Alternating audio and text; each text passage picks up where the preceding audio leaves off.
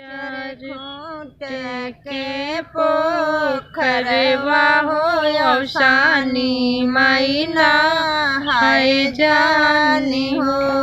बहिनी छोड़ी दे तो गंगा जी के घटवा हो नहाई हम लेते हो बहिनी छोड़ी दे तो गंगा जी के घटवा हो नहाई हम लेते हो बहिनी जाबे हम सेवका के अंगने तहम के जो हत हुई है हो बहिनी जाबे हम सेवका के अंगने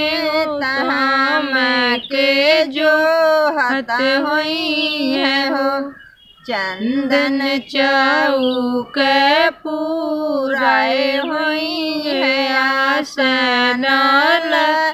गाए हुई है आसन गाए हुई है हो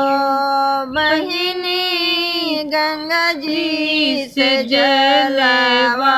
मंगाए हुई है कलश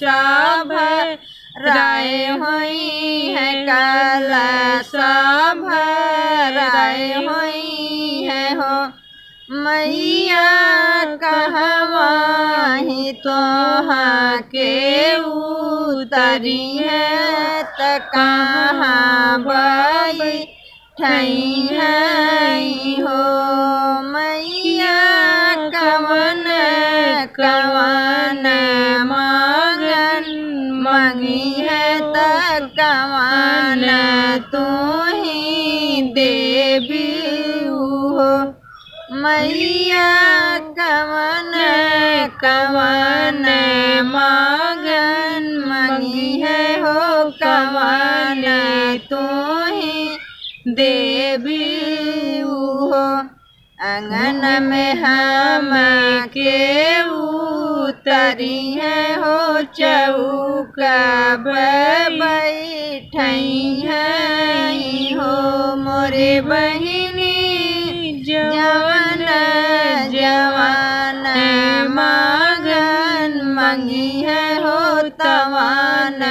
हम देवई हो मोरे बहिनी जवन जवन मगन मंगी है हो तवन हम देवई हो पुतवा मांगी है रामय सीताय सपतो हुआ हो मोरे बहिनी उनके तपोतवा के साध हो तपोतवा हम देवई हो मोरे बहिनी उनके तपोतवा के साध हो तपोतवा हम देवई हो चर चर खूंट के पोखरवा हो अवसानी माई नहाय जानी